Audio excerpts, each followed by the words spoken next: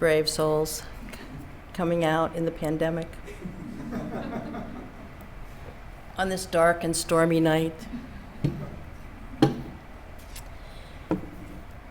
Thank you, Phil, for inviting me, and Phil and Marcia hosting me. It's really nice to be here. I talk about this community all the time, other places where I go, because I'm so impressed with you all, that it's such a warm and supportive and community that's been going on for a long time, and you show up every week. This is like amazing in the world of poetry, right? You know that, right?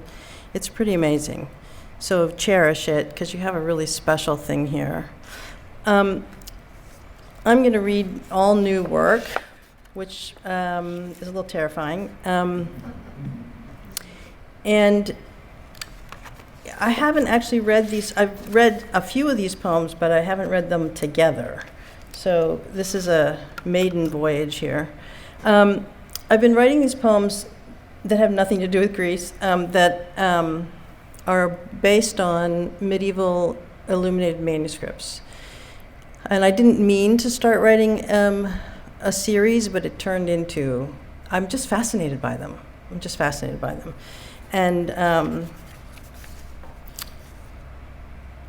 so you'll hear probably some same images and lines and things coming up poem to poem, and that's really okay. I mean, that's part of what I was trying to work with, was that link, somehow linking them. And I'll just, as I go along, tell you a little bit about the manuscripts. So they don't call the pages pages, they call them folios. And they're stretched animal skin. And it's made of vellum. It's called vellum. And so to name a page in an illuminated manuscript, you would say it's either recto or verso, which tells you which side of the page it's on. So if you say 4V, that means it's 4 verso. And the capital letters, as you probably remember, are often highly adorned. They're very, very elaborate. So this poem's called Folio. For who would offer an animal with a hand around its neck? The man is strangling a peacock, or perhaps it is Christ holding the bird or offering it. I prefer to think it's strangulation. The way his hands wrap the bird's neck, the stylized turn or drop of the bird's head. For who would hold an animal with both hands around its neck? I can think of many who might. Some way to think that the stopping of breath, pinpoints of light exploding in vision, the frantic internal clawing meant as something good. Here it is gilt and blue, the shelter beautiful, the prison an ornament. The way memory fixes a moment and then adorns it, tra-la-la. The peacock is a beautiful creature, although irritating, with that childlike cry of woe that startles the heart. At times, at night, a moth or bat wings into the bedroom, a messenger sudden in silence, a shadow caught from the corner of the eye. Relief to see the smaller moth, innocuous. The bat, drawn from molecules of air, who curtsies there, no doubt casts its sonar to fix me in the choir of light. What brings this nocturnal envoy to me? I am cascaded in light, the night around me pitch, and it would be free in that space. Not this enclosure, this symphony, I should repel it. Or a way to think the harm inconsequential. The moth acts as punctuation on folio 63R, filling the emptiness of the capital P, but not much is said about it, only that it may stand outside established symbolism, may be merely ornamental, for beauty is always incidental and not the center of a thing.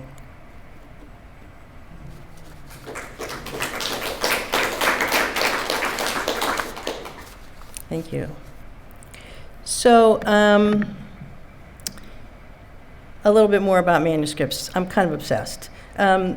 So, they they stretched animal skin and treated it, and it became very smooth and thin, and it's called vellum. And then they bind the folios together into choirs. So when you hear the word choir, it's Q-U-I-R-E in these poems. It wasn't in the poem before, but it is now. And they, made all of the, I'm fascinated also with all the pigments that they ground and how they would layer them. And they used burned bones to make the ink that they wrote the script with. And they did very interesting things with the script. So this poem is called The Book of Kells, which is about the Book of Kells, which is recognized as the most elaborately decorated medieval manuscript that we still have in existence. It's from Ireland, so if you go there, you could see it. The script is quite beautiful. Just the writing in it is incredibly beautiful. But they would do this thing where they would take a word or a phrase and kind of fit it like in between other lines. And there's not a lot of understanding of why they did it, but it was called head under wing, which I kind of love. And the other thing is that the efforts at preservation often ruined the manuscripts. So especially in the Book of Kells, what we think is that the animals that were painted on those pages were three-dimensional, that they kind of stood up off of the page. But then someone who was trying to preserve it actually ruined them, and they are now flattened, which is too bad. So this poem is called The Book of Kells, and there are some lines in here by Meister Eckhart. I hope you'll know which lines those are. And they're from a book of his called Meister Eckhart, From Whom God Hid Nothing. No hubris there. The Book of Kells. But then 4 crows, no, maybe ravens, those large black birds, big as dogs, like gentlemen, crossed the path, looking up, contemplating something invisible, feathers on their crowns at attention, as if waxed into style, sun polishing each upright stalk, asphalt, grass visible between each black spear, the way when younger we spiked our hair before dancing all night at an after-hours club, but I don't know what it means now. Rocking gait, slow procession, pondering a shared question, unforeseen force drawing them across the road, or a predator overhead, or walking away from despair hidden in the heart.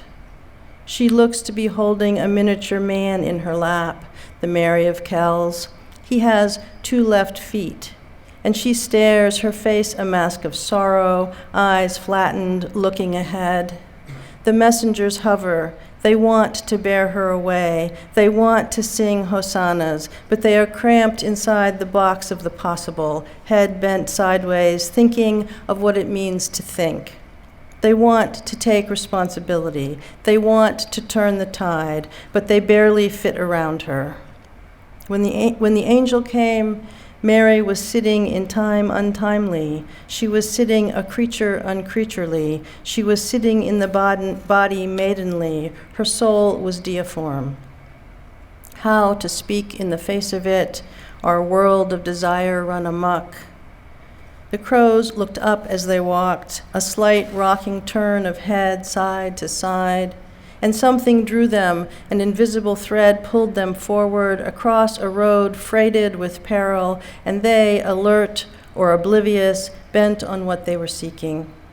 Her mind was heavenly calm. Her outward life was altogether lovely. Her soul was generous. Her heart was aflame with the truth. His gaze is only for her, infant small man, cheekbone outlined in a red swipe, and snakes, green and blue, interlace the border, boxing her in, holding her in place. She is acute, staring ahead, the baby's hand on hers, asking attention.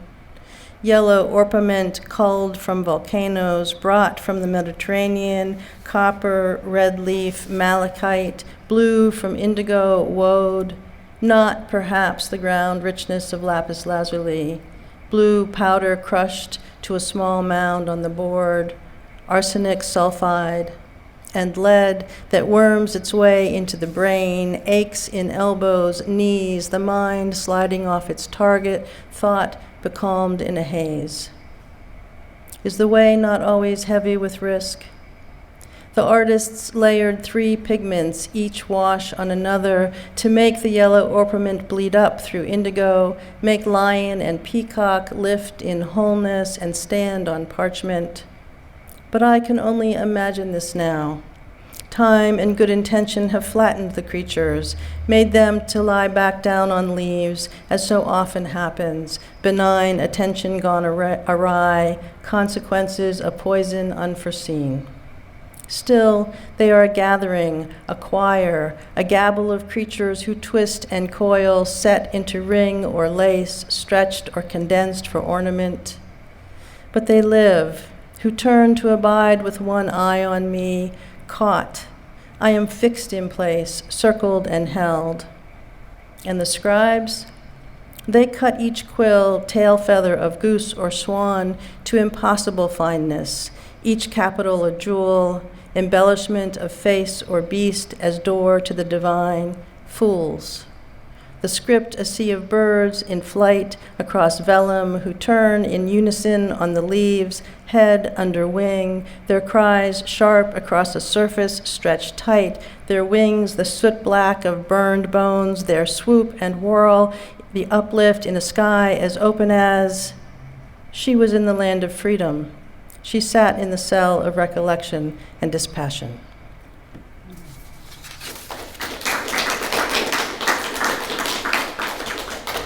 I very much appreciate your clapping after each, but really just hold it all and go wild at the end. 6 uninvited angels in the attic of Mary's house. 1. She has a weeping habit, clockwork, tries to hide it. Perhaps it will reduce her breakage. 2. All blue wings and psaltery, this one peers over a heart that labors, its shuddering, its stutters, good citizen. She is meant to guard against losses, but she lounges inside the corner arch, inattentive, bored. 3. And one blows kisses, or fans outward, turned away. They cluster together, snowfall, silent, sky. 4. One plays bagpipes and another lute, another on pipe, drum. One leans around the corner to listen, no instrument, attention only. Is it enough?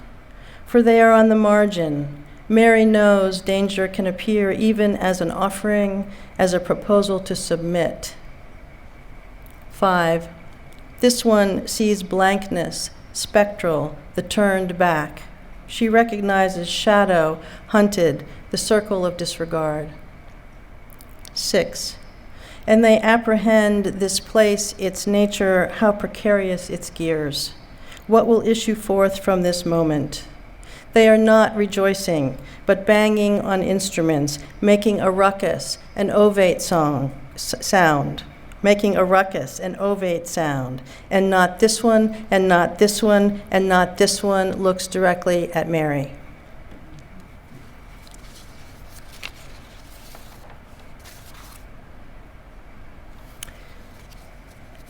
This poem is called Swallow. Thanks to Phil and Marcia for publishing this in Spillway. So I'm fascinated by the bas de page, which is the bottom of the page, what's outside of the main image or the main writing. And particularly in books of hours, which are prayer books for individuals to have, there's a lot of stuff in the bas de page. There's a lot of weird stuff that goes on outside the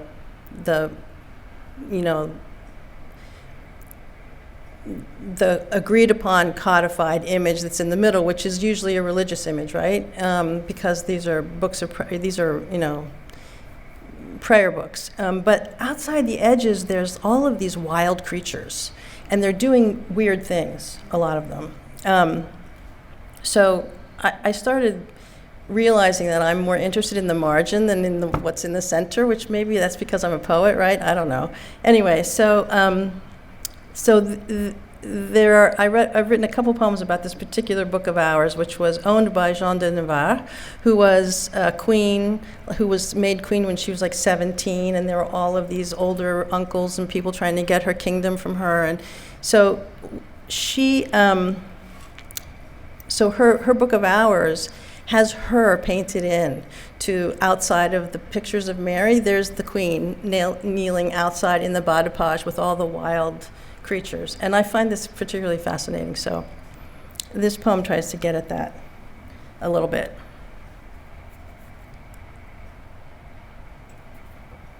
Swallow. Swallow. She can barely tolerate this world. Stems and tendrils burnished gold, the ivy leaf border ringing her, winding the light. The bas de page holds the queen locked outside, the magi vying for attention. Below, she kneels, watches Mary, watch the boy, watch the kings, looks up. It is not ivy at all, but bryony, lethal in its poison, but beautiful. The leaves tipped in red, tries to keep her balance for hours, bryony and its venom insinuating around her.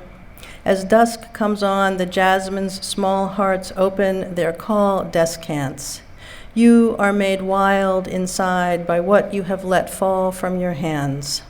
Heavy with its confection, the night air sings with it, intoxicated but with its own song, its sweetness swaying around the building until it is in full aria, head thrown back, perfume filling the small courtyard like water, as if you are meant to swim in it.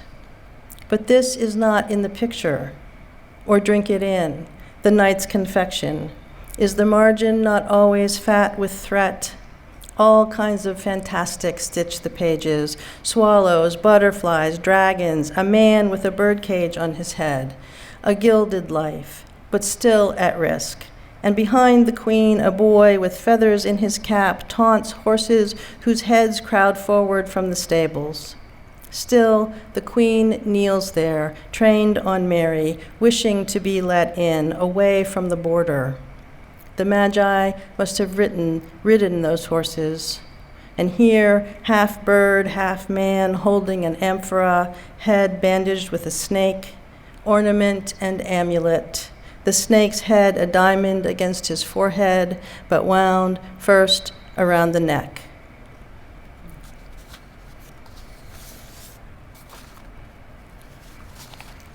So I'll just read two more poems. This poem is called To Have Swallowed the Song, and it makes reference to a syndrome called resignation syndrome, which maybe some of you have heard about. It's been documented mostly in Sweden, but it's also showing up in other countries, and it's when migrants or refugees, families who've been living in the country, in this case in Sweden, got the final verdict that their appeal for asylum was denied, and the children just laid down, stopped eating, stopped drinking, stopped speaking, turned their heads to the wall, and became inert. And this would go on for years. And as long as they were like that, the family could stay in the country. And they have been able to resuscitate a few of them, but they're not the same child when they come out of this as they were when they went. And no one seems to know why certain children do it or how. It's like they just give up. So that's being referenced in this poem. To have swallowed the song. As if in sacrifice, to lie down on the altar of non-being, as if dead. The children just resigned, no asylum. I read this. They drew the shutters, turned faces to the wall, cadence and melody of voices, dishes chiming, a television distant, all a foreign language floating as if from the other side of a lake, the brain on idle. The falcon stays in the tree, ignoring the falconer who can only sit in the brush and wait while darkness comes on, holding out raw meat on the glove. But the bird has satisfied its hunger, and now the open prospect feeds it. The distance sharpens its sight. Falcon, goshawk embellish the pages, raptor shown on fist, hawk silent in branches, static as beauty, as decoration to amplify the small life, as prize, the owner preening for his guests, not the conversation of death, something moving just beyond vision, the goshawk's predatory grace. The orchard looks to be laced with olive trees that have bellied up their gray-green leaves to siphon water from scorched air, but no, alternating rows draped with netting, nets cast for quarry, silver shroud. And here, 2 sentinel crows standing watch on the metal wall, and 6 or 7 raucous comrades draped in obsidian who swoop to asphalt, busy with commerce. The children's bodies a portrait of despair. But who will grant them absolution? On folio 16, the bird of prey, pale blue, large enough, let's call it a goshawk, jesses on its ankles, hovers over a duck submerged in a hump of water meant to be a lake, flanked by 2 half-bird, half-humans, one banging a tambourine, braids winging out behind, and the human torso swiveled opposite from its bird body, tail sweeping away. Their bird bodies the same washed blue as the goshawk. They are making a ruckus, a celebration, or they are trying to distract the predator, or they are singing hosannas, announcing the kill. Large creatures and loud, one speckled indigo, brilliant, clearly male. And the duck is silly, the lake a little ridiculous, as perhaps hunters are when they raise the gun, or bureaucrats who mistake the thump of stamped paper for power. All beyond control, how little consequence is felt as real. But it is the duck I can't stop thinking about, turned downward as if shielding its underbelly, the way shame will turn a self in on itself, make one tell a story to replace the story in search of mercy. But I drift. I have lost the thread. Is forgiveness not a single decision, but a daily conversation, a talking down of anger? And the hours unspool. Lying down, perhaps the best strategy, giving in to despair, an act of rebellion, the body slumped to stop time, a disobedience of non-action. The children just fall away from the world, and here is the eagle landing or leaving the branch. The wing looks to be broken, but it is not. Extended, the joint a surprise, wing feathers, dusk, twilight, vertical past the branch, twice the length of the eagle's body. The nets, no doubt, meant to protect from those dark harbingers who shuttle easily from garbage to just full fruit.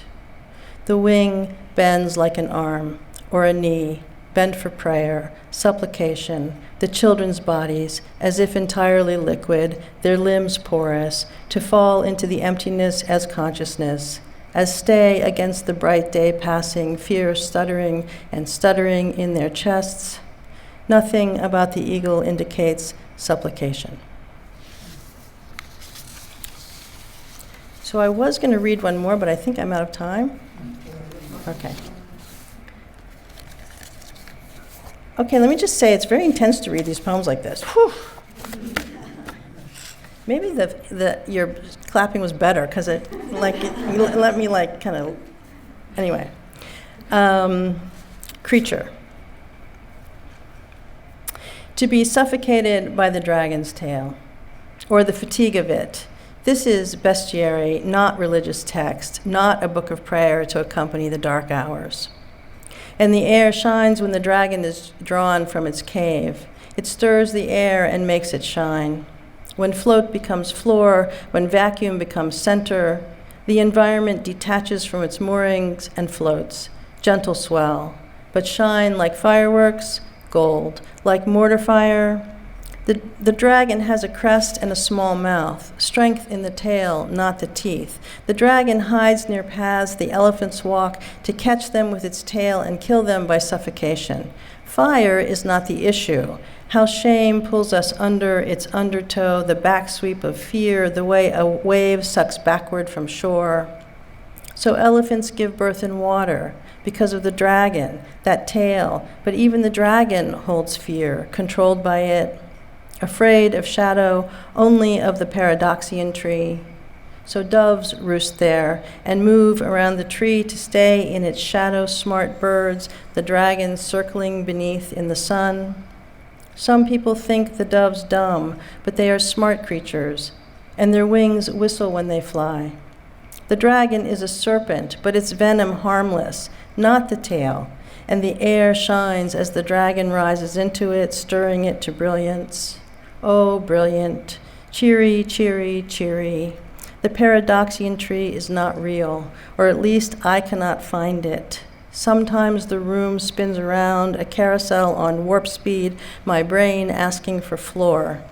But floor is not as available as we think, not locked down, stability an illusion, the world not fixed. What does it mean to be still when dragon tail might be embrace?